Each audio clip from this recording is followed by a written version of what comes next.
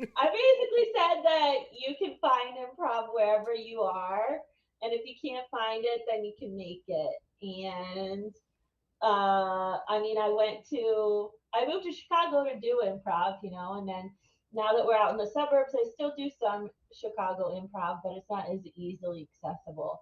And so when I came, living in the suburbs, I found this group that somebody else made, and then I know that wherever I go from here, I'll be able to do the same.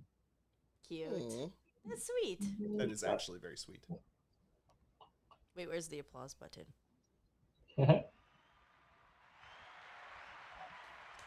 don't even know that they can hear it. It might actually only be in our Could ears. you hear We can hear applause? it. Come Okay. through. Well, you didn't like enthusiastic about. We're applauding, and they're like, They're both just like, okay, great, great. We're used to the applause. What can we say? In love with movies, in love, in love, Dani and Nic. in love with movies. Da da da.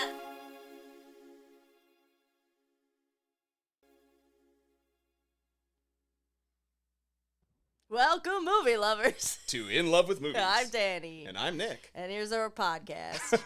And what do we do on said podcast, Danielle? Talk about movies and what else, Nick? Love. Ooh, very enthusiastic. But I am enthusiastic. I'm just tired, guys. I'm tired. Our child said, I don't sleep anymore. Yeah, You know what? He's almost 2 years old. one of those You'd regression think. things. You know how to sleep. You've done it a lot of times. Mm-hmm. Just keep doing it. And he said, no. And then yesterday, he pooped to the floor and put poop on his hair. So I'm having a really good time.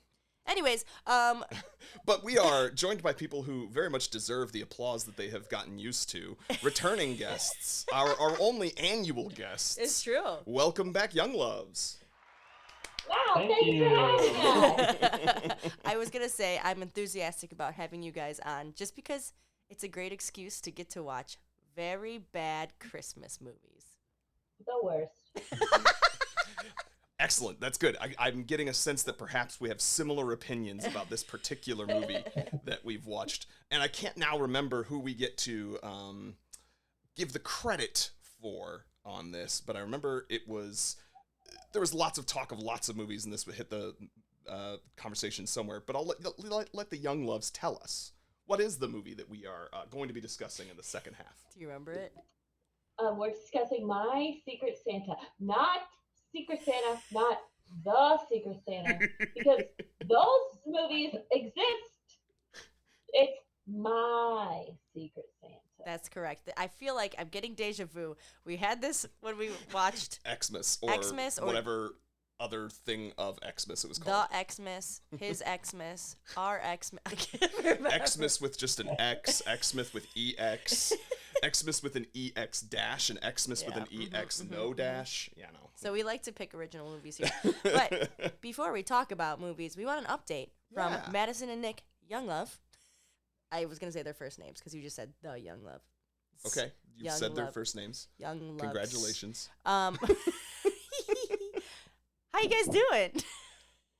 How's your year been? Great. Good. All right, Yeah. now moving on. Okay. Listeners, we discussed a desire to move past small talk for a number of reasons.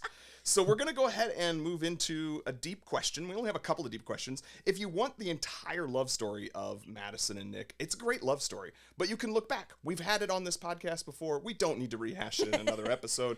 Go listen to those. Maybe I'll even think ahead and provide those links in the show notes. Look down below. Maybe it's right there. I don't know.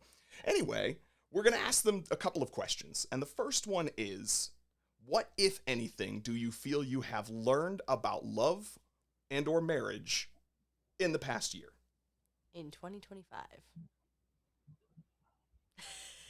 Um, okay. I think for me, it's definitely 2025 was a bit of a rough year for me. Just lots of stuff going on, especially like just things at work and that kind of thing, getting used to a new job. And so I think for me, marriage wise, I learned about kind of the importance of really taking care of my own mental health Mm. to show up and be a good person to Nick as my husband, who also is like, you know, other than my own brain, his brain is around in the same atmosphere the most often. Like, I don't know how to put it, but like he's like, My brain is still in my head though. yeah, taking care of my mental health will affect him too.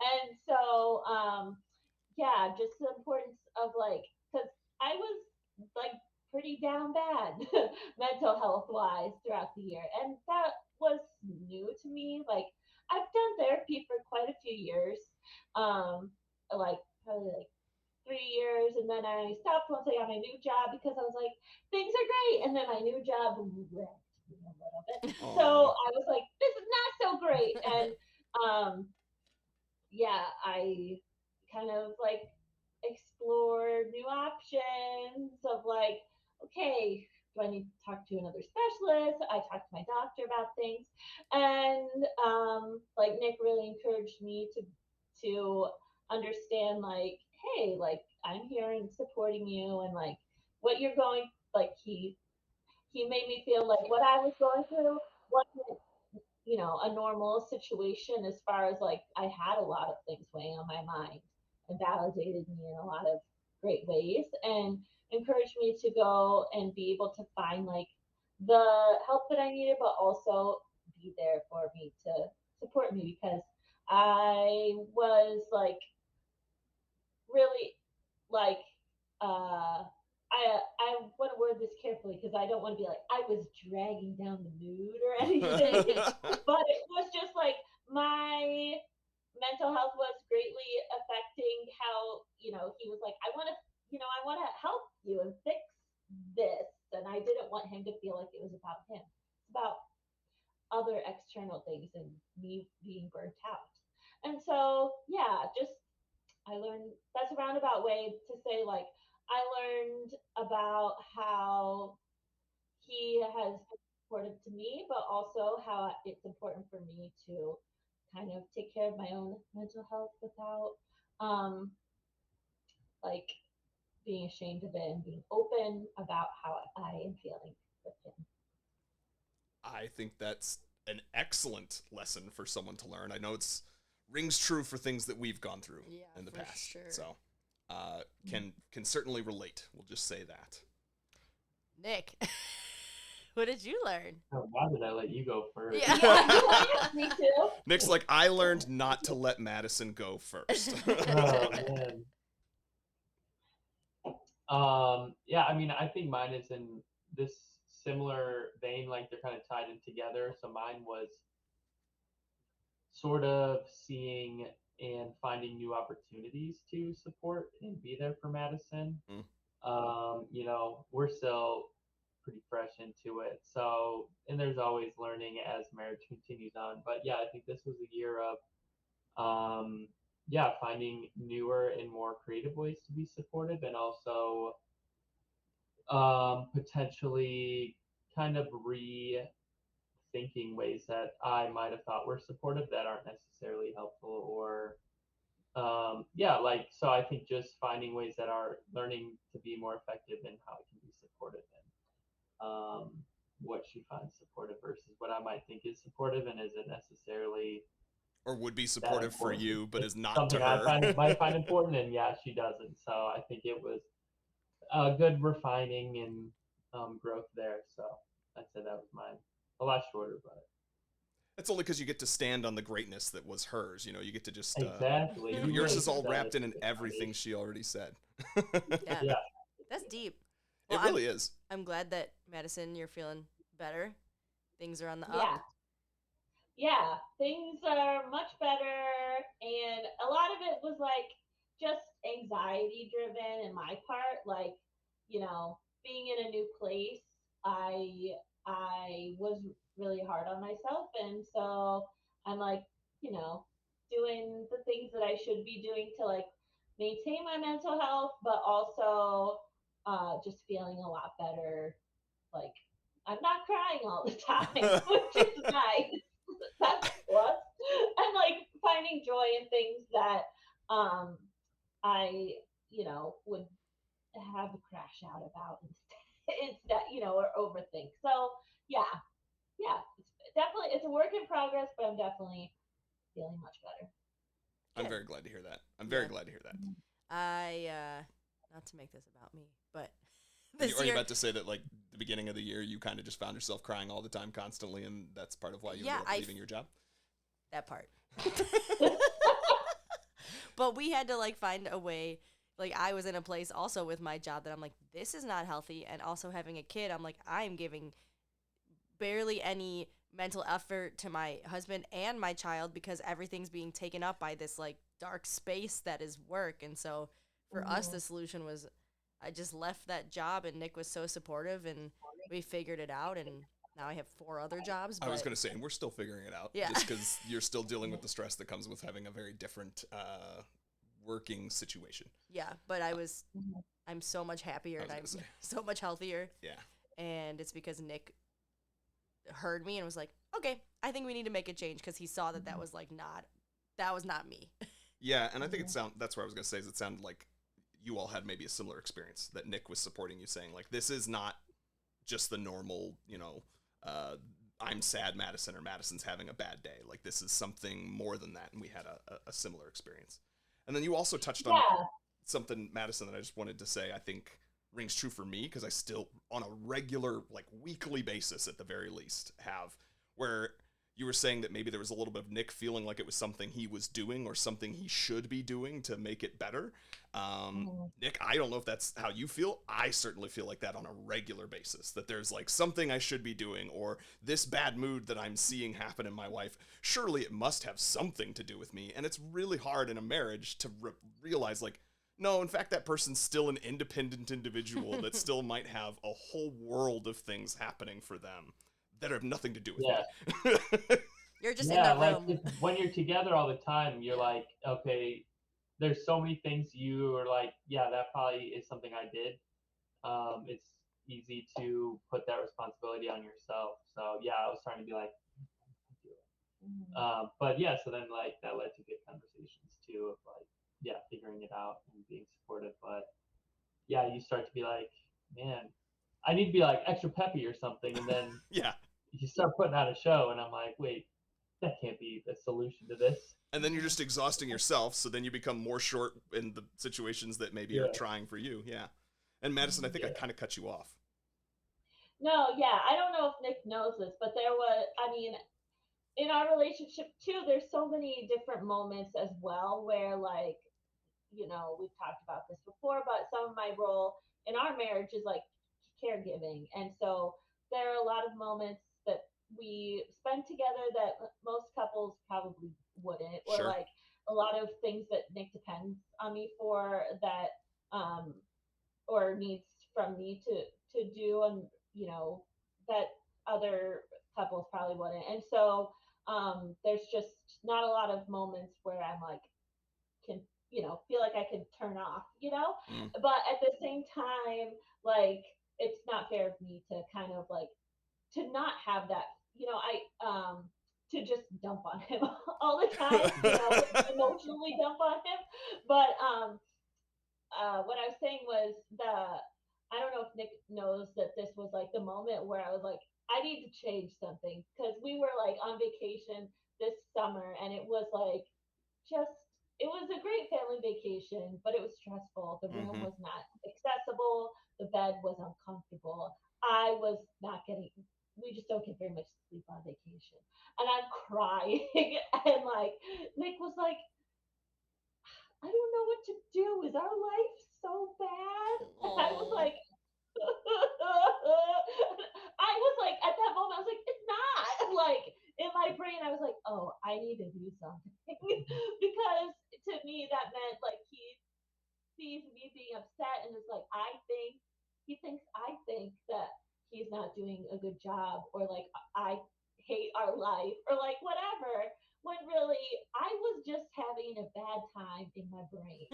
Like, and I didn't know how to fix it. Like, the emotions were just spilling over because I didn't know what to do. And so at that moment, like that was a good line of communication for me to be like, oh, this is where he's feeling, and I don't want what I'm dealing with in my brain to affect what's happening in his, and um yeah, and like trying to make those adjustments for us. I mean, I'm sure Nick would have totally supported me if I quit my job at that time. He Sure. even said as much.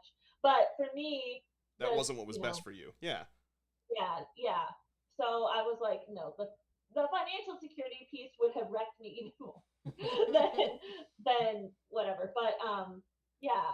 So And for what it's worth on the financial piece, I just like to say Danielle is very kind and giving me lots of credit for being supportive, but I didn't really say, yes, go ahead and quit. I said, let's have a very real conversation about the finances to see whether or not we think we could support that and sure. how we would do it. You know what I mean? So like it was certainly not a no, which I think Yeah, some I'm people not a would be. freeloader. Well, I didn't make that much that I thought we could, suddenly throw it out. But no, yeah, it's and I'm sure, similar things. I have no doubt, Nick, that you're like, we'll figure it out, right? Like you have faith and you're just like, it'll happen. Like we'll figure out something. But Madison, as you told that story, I just want to share for listeners who maybe didn't get a chance to see my face. I was starting to get very emotional even just hearing it, because I definitely can feel like there have been those moments in our lives as well, where you just you recognize in retrospect like that it is just a moment and there's other things going on and it's all of the stress of the situation and it's all of it together. But in that moment, it just truly feels like, is my life shit? Like, is my life really that bad? And to whatever degree you feel like it's your fault, that just makes it that much harder. And so I think that's really amazing for you as a partner to have like picked up on that and decided to do something about it, just seeing it in Nick. So Yeah, thank you for sharing. And I also think this world is the outside world. That's a scary place. So even though we might not be thinking about it, it's always there. And I'm gonna leave it at that. yeah, Chaos. yeah, and yeah, we don't want to go down rabbit holes, so we can just leave it at that. Other than this huge relationship epiphany and having some really great growth, and the answer can be no to this next question, but do you feel like there's been any major milestones in you all's lives or relationships? And again, it can just be nothing other than the milestone of self-help that we just discussed.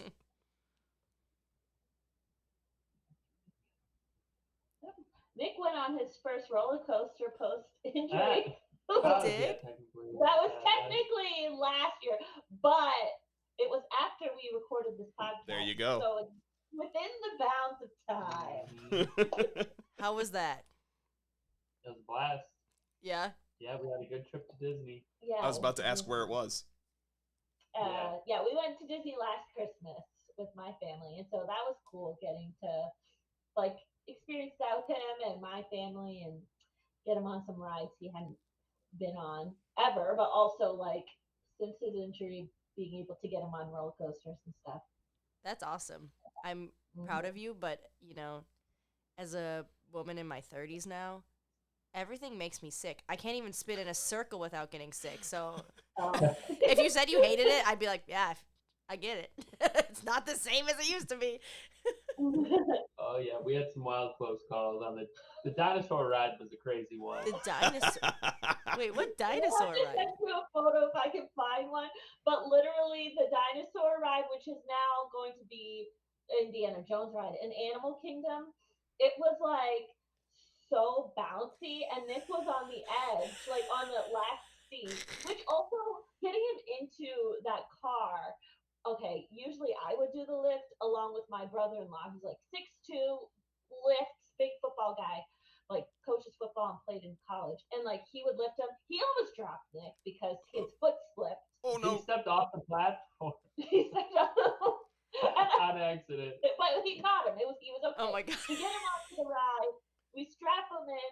I'm next to him, and this ride's like going like crazy, like side to side, bouncing all around.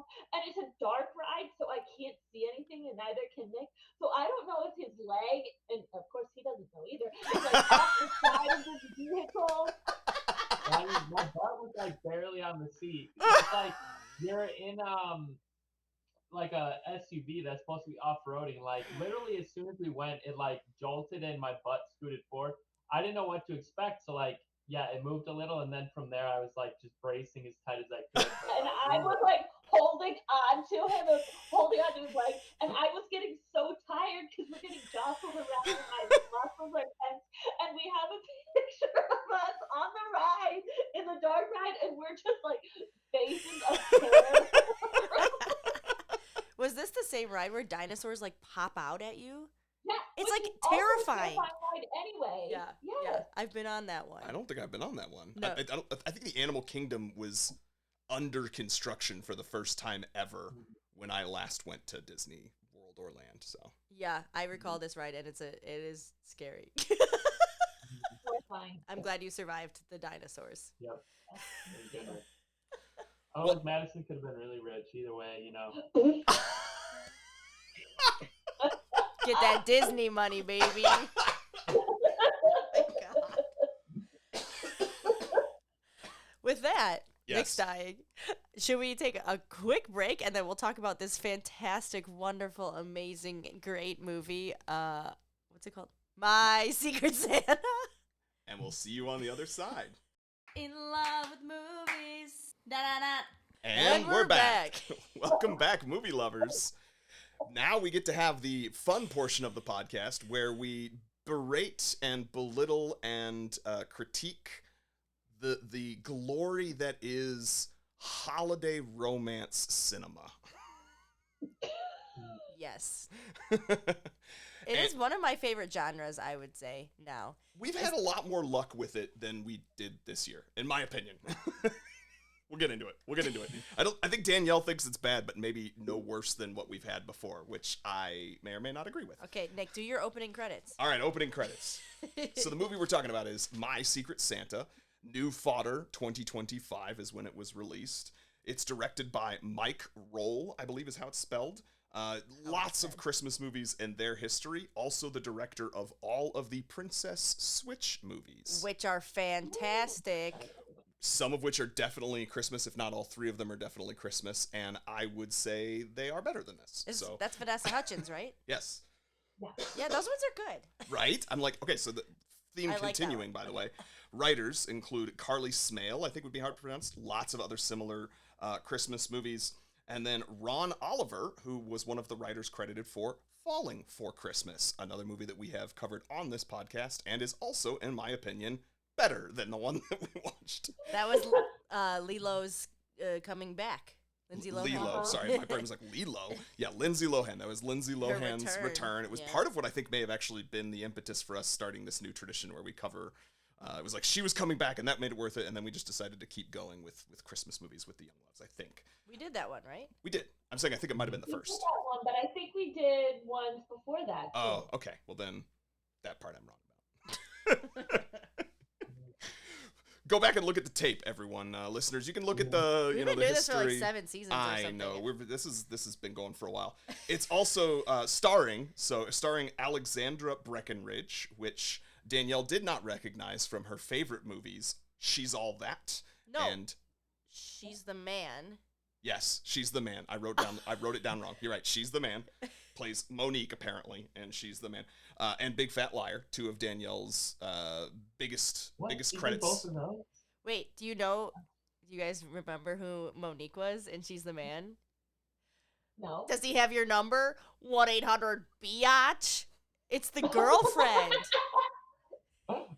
You said that to me. I was like, 1-800-BIATCH. I know, and I was like, what does that mean? What do you mean? What does that mean? I mean, I have watched She's the Man more than once, but not nearly as many times as you have, and therefore I don't have it memorized. Madison, you get that reference, right? She seemed like it.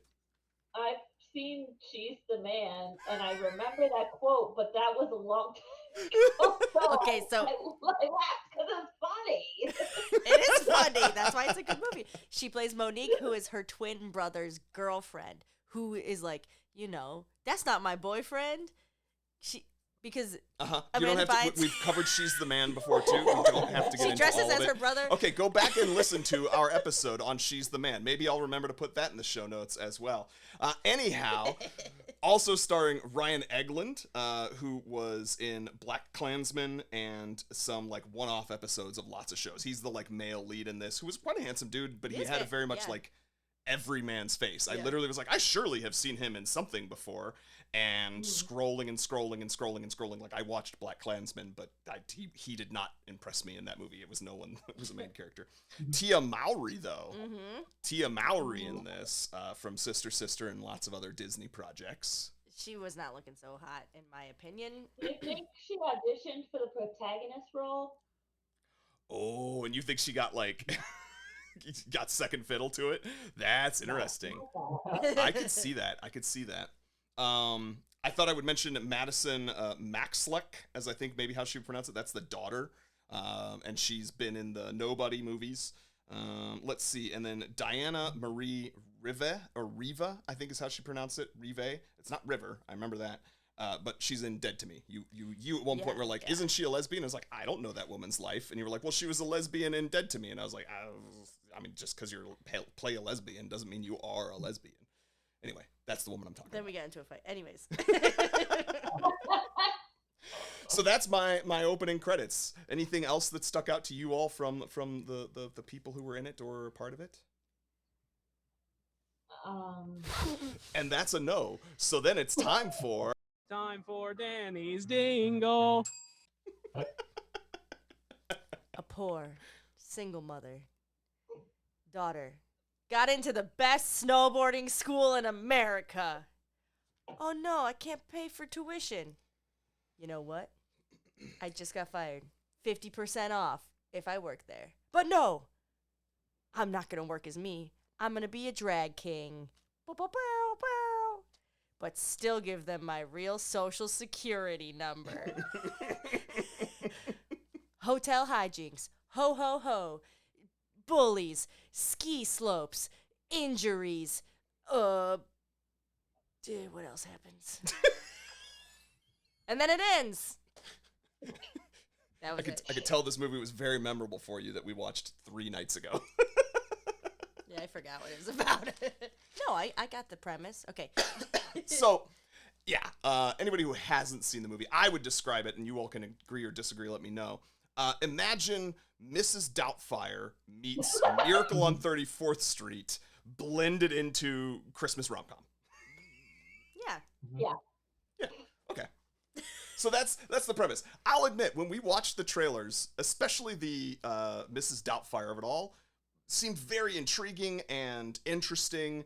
And I will say the makeup, having watched the movie, is the one thing that I was like, oh, it is just as good as what was in the trailers. The makeup, I think, in this is stellar for her as Santa. So you asked who chose this. I think I get targeted trailers right around like mid-November for movies coming out. And I saw this one. Was it on Instagram, Madison? And I sent it to both of you guys. Yeah. And I said, I think this is it. Because it was, to be fair, it was the first like Christmas movie trailer I saw. And it was also a good trailer. That trailer convinced me that this movie was going to be much better than I felt it was at the it's end.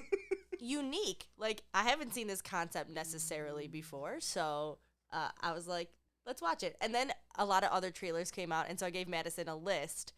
And this is the one she chose. So here we are. Oh, so you're putting it on Madison. Yeah. That's what I'm hearing. I did it, and I don't regret it. I think it's delicious. So I've given too much of my opinion already. How do both of you feel about this movie overall? I do agree with your assessment that it's like Mrs. Doubtfire, but without the stakes of losing custody of your children, and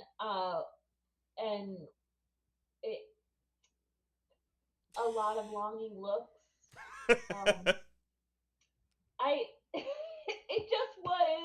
It was exactly what I had hoped it would be. Good. I'm very glad to hear that. Nick, how about you? Yeah, I lived up to my expectations, which were not great. It's hard to fault all the absurdities of it because we're not watching it for realism. So, but yeah, I mean, like you mentioned, giving your social security number and just like some of the other things were like Or the convenience so of ridiculous. the best, the idea that there is the best snowboarding school in America. Already a bit of a, like, I gotta put on my suspenders of disbelief for that, you know what I mean? But then to have it be that it is also conveniently located in your their neighborhood. town. And also, okay, I am very disappointed that it was a snowboarding school, but not a snowboarding school. Oh. Well, I mean, that is like the tuition being so much and calling it that, like, it sounded huge, and then it's just a weekend camp they go to for like a couple hours. Like, Yeah. how much could that be? I know. Yeah. I was I thought she confused was leaving when to I go to, like, actually college, realized but that. it's snowboarding school. I was like Yeah. halfway through the thing, and it's like when she bumps into, as Santa, she bumps into the bully's daughter, or what, you know, and has that great little connection. But yeah, I was like, wait, hold on. And as they're talking about it and describing it, I started to realize, like you said, Nick, it's just like it's like a weekend thing, and it's like, wait, what? Yeah. And I also, maybe it only lasts for like a couple of months, because something else that occurred to me is she's like, oh, I need to have this job so that I can afford this school and the tuition. But here's the thing. It's a temporary job by nature. You're not going to be the hotel's Santa year round. So yeah, they're paying I think they even said it was $2,000 a week, but like that can't be more than 5 weeks tops. No, it was 7 days, 4 days. Because why was it like so close to Christmas is when snowboarding school starts? Yeah, that was the other. They wouldn't even give that discount to somebody who's seasonal, let alone on for like 2 weeks. I Like, was thinking that for tuition remission, where at the last place I worked to get my master's, you have to work there for at least 6 months. Uh-huh. So unrealistic. Yes, very unrealistic. But can we go back to the beginning? You yes, know, I please. like to go. I'm sorry. Mhm. So I wrote the opening is so CGI. It was just Oh, very like. I wrote it. I don't even think it's CGI. I was like, this is AI schlock combined with stock footage. Like, I'm 90% certain somebody used AI for that portion It of said it. snowy Yeah, like I don't even know what they typed in, but it was Christmas. bad. It was real bad. Yeah. So we open with, what's her name? I don't know her name. The main Monica? main woman. Taylor. Taylor. Oh, yeah, Taylor, Taylor. because I was like, Oh, yeah. Taylor is a singer. Convenient. She gets fired from her job at the cookie store because no one is buying store-bought cookies anymore because it's Christmas. Literally completely forgot that was the Yes, catalyst of this entire film. I wonder if that was a choice because they already had the set up for a different movie that they were filming. Is everything okay over there? Yeah, his grandma was calling him on the phone. Hi, Grammy. Grandma, shouldn't you be in bed? It's late. Not She's a night her. owl. Oh, Grammy. So then she's shopping. So she lost her job, so she goes shopping. Oh, no, she's not shopping. She's selling. Duh. She's selling her records, and then she sells Screaming Kittens. And she put it down, and Nick goes, I'm calling her right now. She's the lead singer. And I was like, whoa, how'd you know? I thought that was going to be like the whole secret the whole time. No, and then the next line is like, yeah, that's me. So this rich guy, but we don't know he's rich. He's just handsome. He immediately becomes a stalker and is like desperate to go out with the lead singer of Screaming Kittens. Thoughts? I mean, I don't really understand in hindsight why she was selling her own record. Well, wouldn't she have multiple copies? And did she sign it? Why was it worth so much? Oh, she was selling the whole collection. Yeah. Well, you would think that she would have multiple copies of her own collection. I don't know. It just is like, okay, who's gonna think that they're gonna get the highest price at a resold record store? I know. Go to eBay. Yeah. And her running into that guy, I mean, yeah, he was very stalker vibes, but also, why do they keep bringing up hot chocolate by name? It's like, would you like to go with me for a hot chocolate? AI inserted that too. Yeah, not hot cocoa, not a cup of coffee, not a drink, a hot chocolate. It's funny. I think that actually is a thing, at least in maybe Hallmark movies, because what it made me think of that it kept coming up, and like even I swear, I think that same scene where as Santa, she goes to the bully daughter. They're drinking hot chocolate. I think in that, and they're like at what seems to be a cafe, but it is only serving hot chocolate. There is a spoof Comedy Central movie from a couple of years back called Cluster Funk Christmas, which I do actually Madison, recommend if you you've not would seen love it. that hard. It's like all SNL people. And it is a running Oh. bit in that entire movie because it's like she's in some small upstate town that's the little Christmas village type of place, that there is no coffee in like the entire town. They only can get hot chocolate. Yep. And so I think that's like a thing, I guess, in these kinds of movies. But I think it's hilarious that you picked up on it because I agree. It felt obvious, like it was Clusterfunk Christmas that's trying to make fun of it. But in this movie, it's just part of the story. Like, but it stands out like a sore thumb. Like, sorry, that had to take that no, tangent. that's funny. But so Taylor, Taylor, desperate for a job, very desperate. drops At off her. this point, have we seen? Oh, sorry. No, you go At ahead. this point, have we seen her van yet? Yes, I do When think she so. goes home? Yeah. Because, not to shame people for vehicles, how is that her band van? That's literally the Why thought I not? had. Like she's had it for 20 years since before she had her kid. Like it was the van. Yeah. van. Like, what is this vehicle choice? It was creepy. Oh man. So she somehow, I can't remember, ends up at the hotel and gets. She's a just job. like handing her resume out to like anywhere in town, and then she's like Oh, talking yeah, to yeah. someone at the front desk saying, "I'll do anything. I'll pick up dog poo. I will do whatever." Yada And then yada. Tia yada. Mowry said, "Listen, I'll pay $2,000 a week to be Santa, right? Is that how much it was? Yeah, that's what I had in my head. That's a lot of money to be Santa, Yeah. Yeah. Yeah. I guess, right? A week? Yeah, that's a lot. I mean, if you think you're probably working potentially 7 days, I'm betting that they start probably around 10 a.m. or whatever to have little kids. And if you have evening engagements, which they clearly did, you could start seeing how $2,000 might be justified. Yeah. Anyway. Anyways, so then she said, I'll do anything. So, convenient. Cut 2. Gay brother. I was going to say. In a Hawaiian shirt in the middle of Christmas time. And the first line is, I started working on my Halloween costume, or November 1st is when I start working on my Halloween costume for next year, or something like that. So it's setting up that they know how to do drag. Mhm. Why Makeup. do they not just make it drag? Make it gayer. Like, what specifically do you think could have in the plot of this movie that requires everyone to believe she is an actual man would have made it drag and gayer for you? I don't know, I just like drag. Do you mean like you wish they had been like drag queen artists? Is that what you're trying Yeah. to... Oh, okay. I could have seen Oh. that. I did not get where you're coming from with that. I don't know if... And you can correct me if I'm wrong, because drag artists are stellar. They're amazing. They do great work. I don't know if many of them use a ton of prosthetics, which is, I think, what was required. You're Okay. wrong. Correct me. I love it. Well, on all the challenges on RuPaul's Drag Race, sometimes, they like transform into aliens and... Okay, it's not as common as you might think. Okay. But, so anyways, convenient. We have brother and husband, boyfriend, whatever.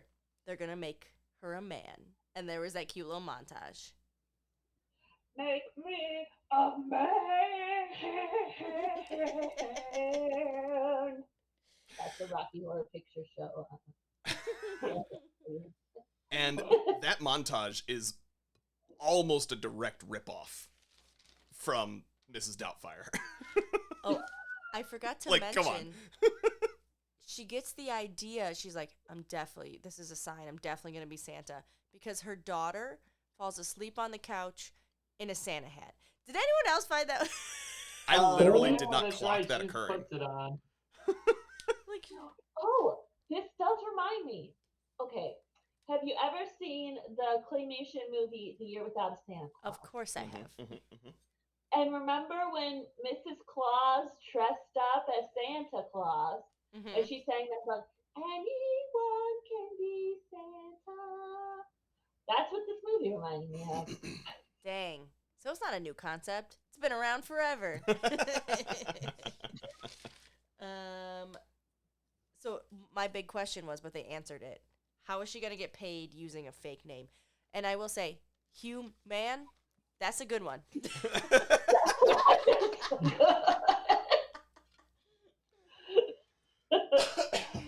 And if she were to become an actual drag king, Hugh Man is a fantastic drag king name.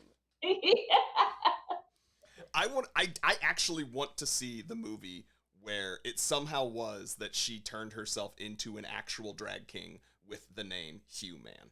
At the end. Yeah. That would have been a great way to do it. Just put a pencil on it. Maybe that's how she ends up making her money long the term. same movie as last year when we watched about Chad Michael Murray, but instead of Chad Michael Murray, it's Hugh Man. Yes. The yes. Hugh Man show. Santa. Okay. I have like sparse notes because this was something. What stood out for you two? Well, okay. First of all, their social media app happening, or what was it? Oh, happened. What did you catch that every time they went on quote unquote social media, it was just this site called Happened. And they would just like scroll through one photo at a time. And Nick saw something, yeah. Well, I mean, yeah, I was watching another, like, somebody talking about it. In the browser, like, it doesn't even have .com for happened or look path. It just, like, in the URL bar, just happened. somebody missed that one. Like, I wasn't even somebody paying did that on close that. of attention. That's amazing. Oh. Was this when they post the girl with the stutter? Was the girl with the stutter posted on that Happened? was one of the sites. Yeah, that one was really something. That was something. Ugh. That was you never. Well, that's a child, so she did as directed. But yeah. That was very Miracle on 34th Street. Of like, well, in the original one, is it sign language? No, the Yeah. original one is Dutch, and then it's translation. yeah, Mhm. the sign. So they're like, oh, Santa's fixing this child. It's a miracle. And I turned to you and I said, oh, singing? You think her speech pathologist didn't think of that? Because she's literally like, I read one time. It just was a bit Contrived? Yeah, icky. I didn't like that part. Yeah. Yeah, I didn't either. They cured her And stutter. that's her breakthrough as being a good Santa. Before that, every single person's wish, like, I want a pony. She's like, well, actually, ponies are hard to take care of, so I probably want you to just get a book. You want a book instead? Like, she just explains away everybody's gift wish. Yeah. I And thought she's that almost fired, lest we forget. Yep. she was what? Almost fired. Oh yes, I that- like that part though because as a mom, she was just being real practical. You're like, she was a poor single mom her whole life, so she's like, I'm just trying to help these moms out over here. Okay, couple of things on that. Okay. One, the fact that, they act as if there's also enough social media presence to give a crap for some random hotel's Santa, specifically in this small ski town in wherever. Like, nobody cares that much. There's no way that there are people talking about it that, like, this Santa's so terrible, any more than there would be, continually after that one viral moment, people who take to Twitter or whatever to be like, this is the greatest Santa ever, run and get there, so that they're gonna suddenly the next day have people lined around the block. That's just not a thing. Nobody cares. She's been a poor mother her whole life. Okay. yes, with the van, which is like the one piece that supports it, but the clothing that she is wearing and the apartment that they live in, I'm like, no, false. You are not a poor single mother. But she can't pay her rent for the apartment. Apparently not, but she could also have been in a smaller apartment and you could have still have that problem because, wow, that was, I mean, it's the same as you see in everything. It's like, you know, the Friends, the stuff, they're supposed to have like crappy looking apartments. It's like, that's not a crappy apartment, shush. Yeah. I mean, even her like furniture, the furnishings and stuff, I'm like, that is from a Crate and Barrel. Maybe it was Wayfair and they're sponsored by Wayfair. You don't know. Maybe that could be. The daughter, I know you said she was in Nobody or whatever, which is apparently a good movie. Yeah. You said which is a movie. I know it's a movie. But she's a very bad actress.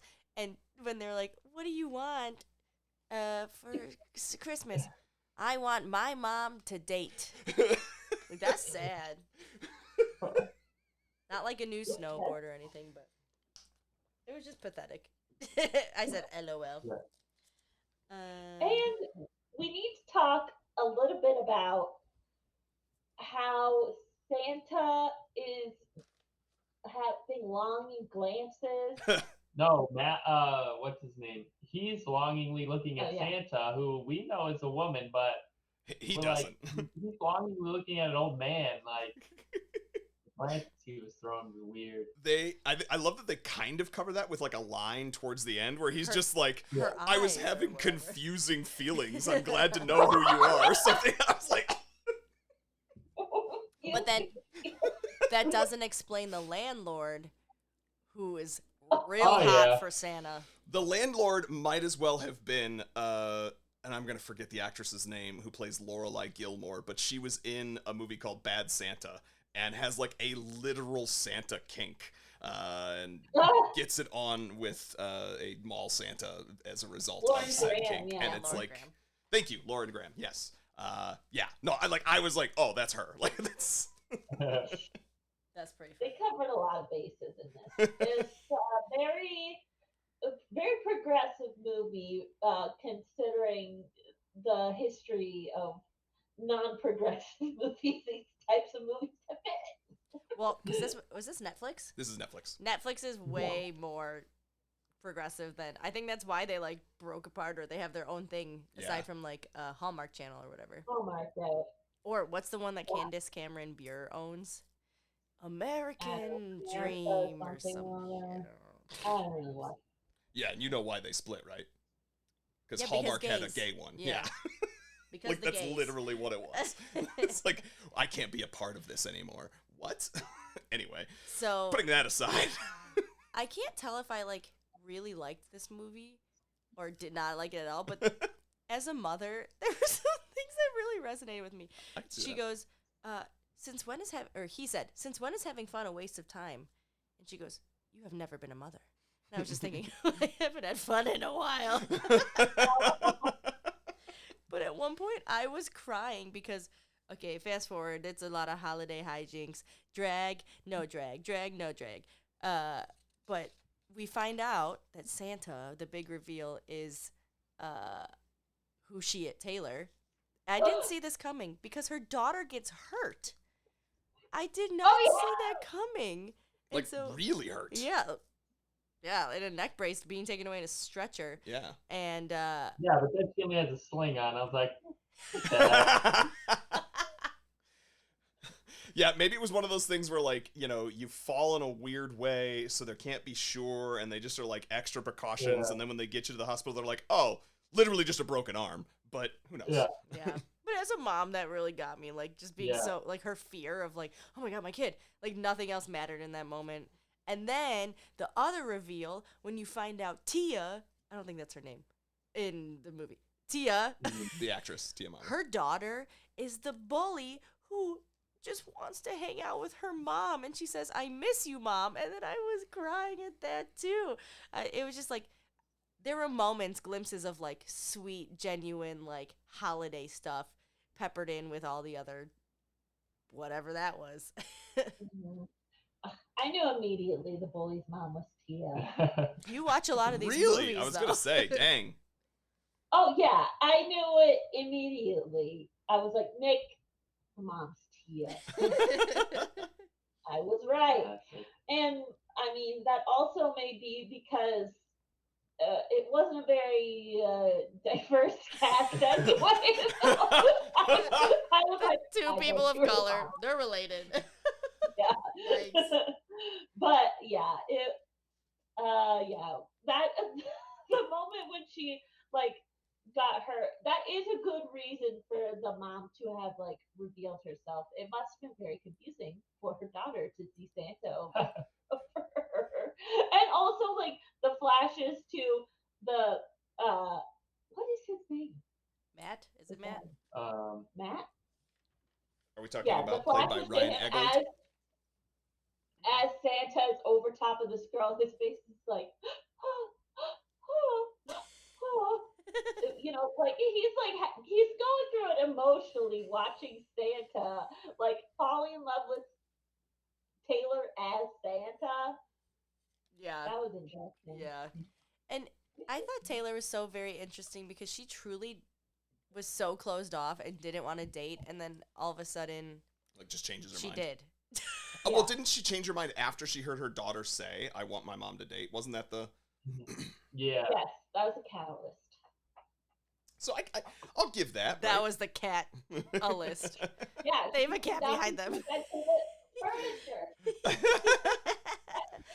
I will say something else that I give credit to this movie, in addition to the makeup, is the chemistry between the two leads. I actually think was good. Yeah. Yeah. Their acting was probably stronger than a lot of the people's around them. Not that it was great every moment, but the chemistry between them, I thought, was believable. Yeah. Yeah. Both in and out of the makeup. Can I tell you something that bothered me Uh-oh. so much towards the end of this movie? Their breath. I could not focus because the breath in the cold was so much. It was like so. I'm surrounding their whole face, and I looked at you and I was like, "Is that fake, like smoke coming out of their mouth?" And we were I like, said, "I don't think so," because there was just so much of it that it was distracting, and I missed the whole end part because I was like, "That's so much condensation coming out of their mouth." That's not fake. That's like 10 degrees. That's like what it looks like when it's like 10 out. So I know. I was thinking about that. Crazy. Nick So. pointed out, why in the world did they make the elf show up at the end? And he's like, it was Santa. well, in the end, Nick was. You said this too. You're like, okay, so it's this huge deal. He's so nervous. He has to give this speech, and there's like 12 people outside at the hotel. Oh, and them like hashing through everything through the microphone in front of the audience, like Yes. that was weird too. It was like, no, like let's just talk about this off stage. Just let's do it all right here. Yeah. Where everybody can hear. That was funny too. I thought that was very much one of those holiday romance tropes, though, because it's like, of course, you know, the peanut gallery has to see and cheer, and it has to be this, you know, motivating, momentous occasion. Yeah, but most of the people there would be like, huh? What? Why is this? She was... We also have to talk a little bit about one of my favorite parts of this movie. And that is during the Santa hijinks, whenever Matt walks into the bathroom and thinks that Santa is having sex with a gay brother. Yes. Yeah. That was good. See? That That's how was you know good. It's a progressive movie. You're not wrong. You're not wrong. And especially because it didn't become like some huge negative plot point. It was just... He was just like... He's like, okay, You Hugh, go, man. you know, that was a little embarrassing that I saw that happening, but good on you, Hugh. Bye-bye, okay.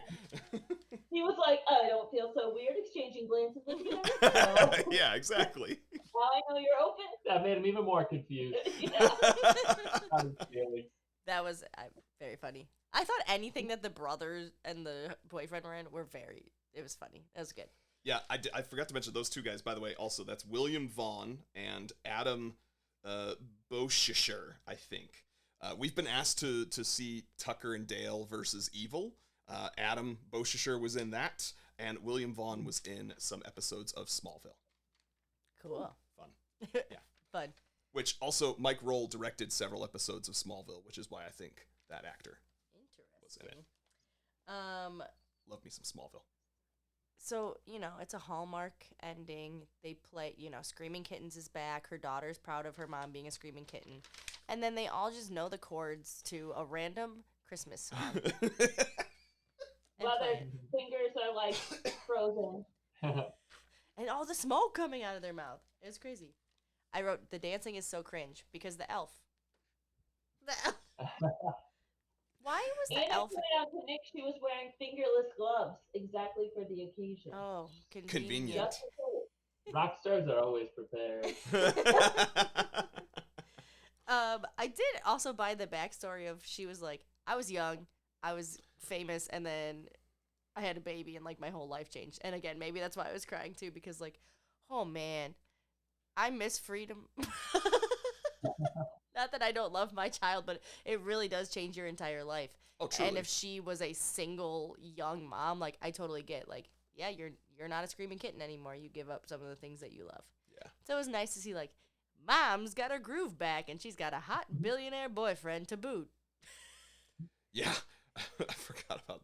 Yeah, then you've got the turn of the landlady and the billionaire boyfriend's dad. Yeah. That was one of all of these odd like character turns or attitude shifts that happened at the very end that just felt like they had zero basis to be earned, or like his dad, shifting in terms of my son's a total muck up to then saying like, yes, you're the best ever. You're good at business and I'm going to make you my manager. And I literally was like, based on what? Like what business aspect thing did he do differently that shifted your opinion? This makes no sense. And Tia not wanting to advance in her career at all anymore. Like the job she previously hated being like, yeah, this is what I want to do. I know. She deserved the top spot. She worked really hard. I was going to say, the hardworking single woman of color gets passed over for the Nepo baby billionaire. But wait, his first business decision is to bring Taylor on as head of family. Yeah. And I said, you're immediately mixing business with pleasure? Okay. Yep. Good on Oh, you. How many go a week? And That's a lot of pressure. when they were at the like gala or whatever that had 8 people at it, and she kept going back and forth to the bathroom. At one point, she got really offended, Taylor, because they didn't think of the kids when it came to programming. It truly was like, she didn't say anything about or like around children, but there was like this humph. Like she just was like, here's my business case.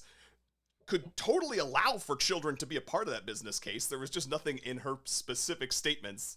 And then she's like, humph, children isn't the first thing you're talking about? I also did love it whenever she walked into that party, just better than anybody there.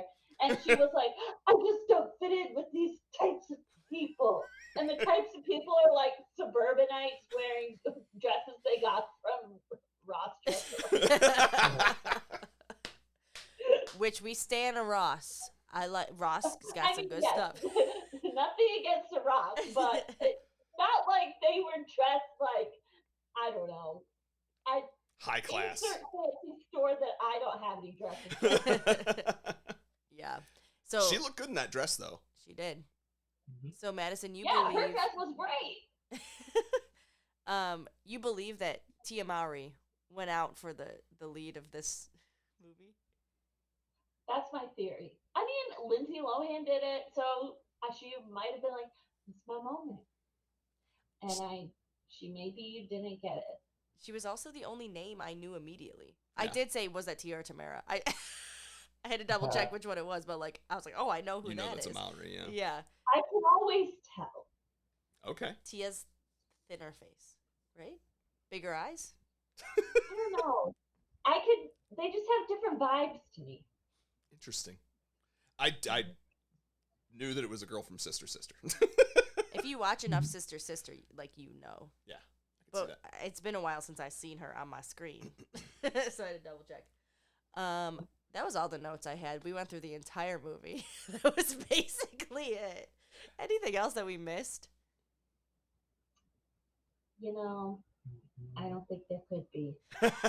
So, Madison, I want to ask you because listeners, if you don't know, and I don't know if you've been doing it this year, but Madison in the past has done Instagram reviews of all these crazy movies, and she gives different number of Christmas trees based on different categories. Would you like to explain your categories and then say what this movie falls into?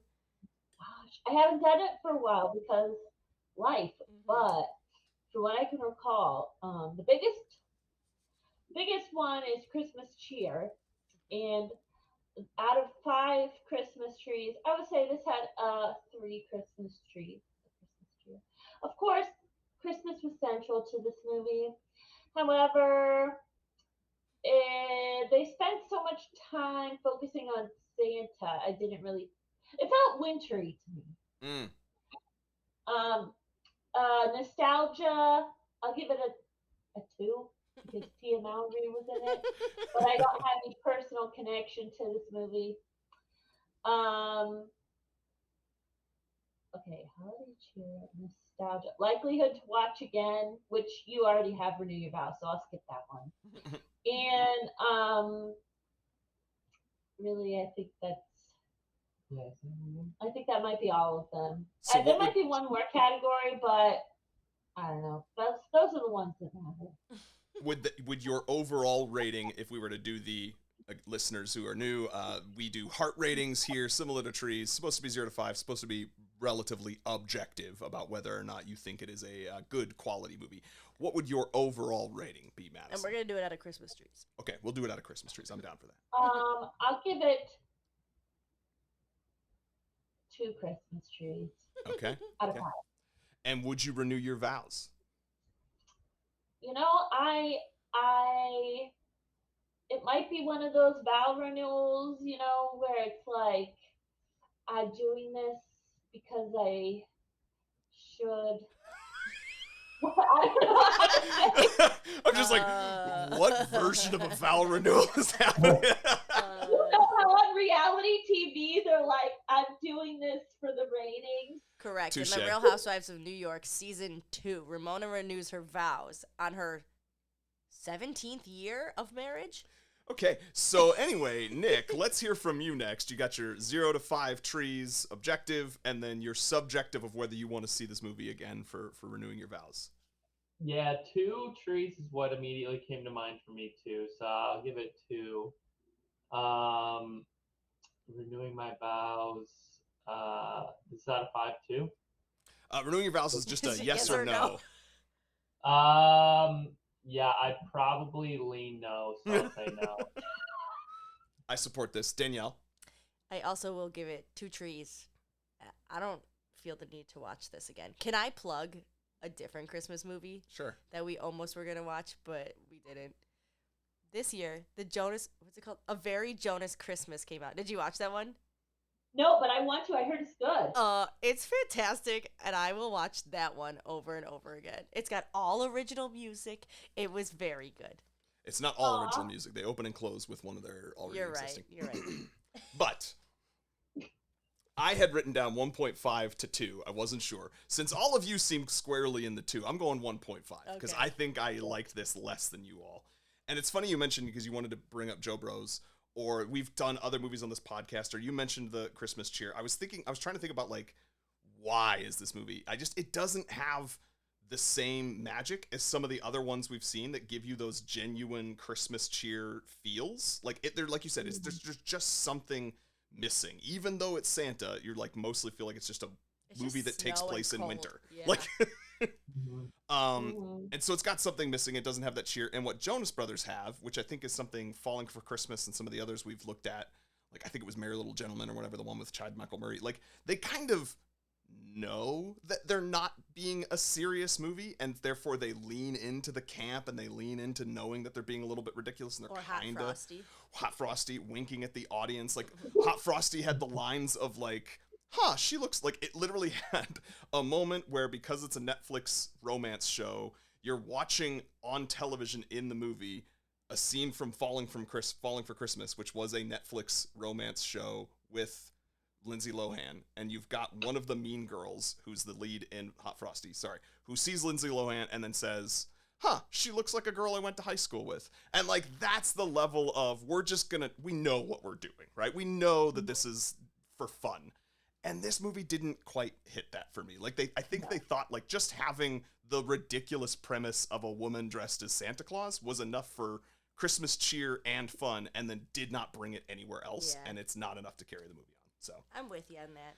definitely would not renew my vows. There's lots of other things I would recommend or would watch again before this, because there are movies, like I said, that we've watched for this bit before and have ended up in the rotation.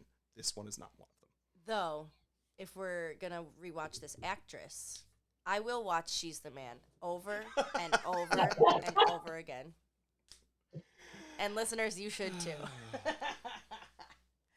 All right. Sorry I took so long to try to get it out. I always do. Yeah, per usual. Yep. But with that then, Youngloves, do you have anything you'd like to plug? Shows, maybe? I'm in comedy sports. Woo! I have a show this Saturday, but this won't come out before that. I'm sure. Christmas Eve. Yep. But I will probably be in shows throughout January. And stay tuned because I will hopefully be in a show that at Curtain Call Community Theater this March. That I don't have all the information for yet, but stay tuned on my personal social.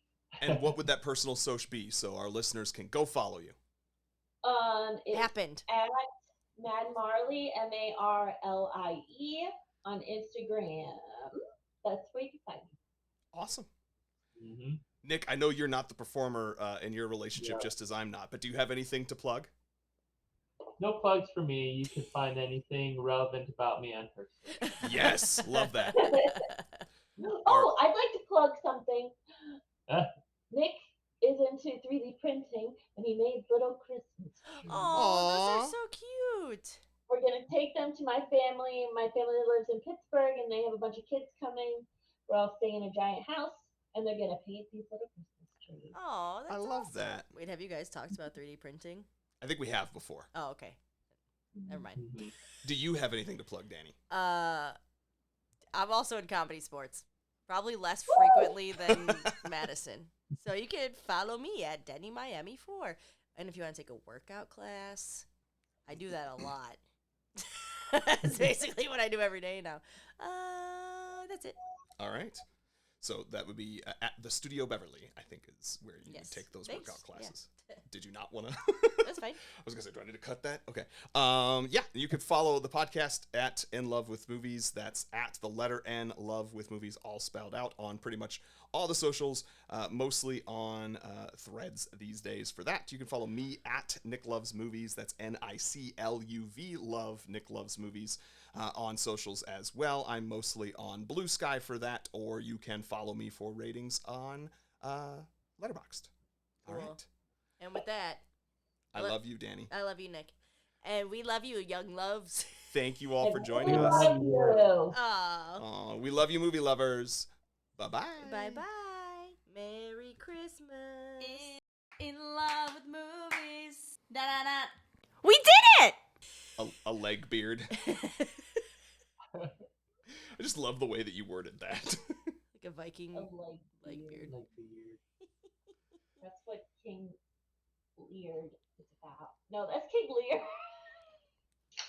I know theater.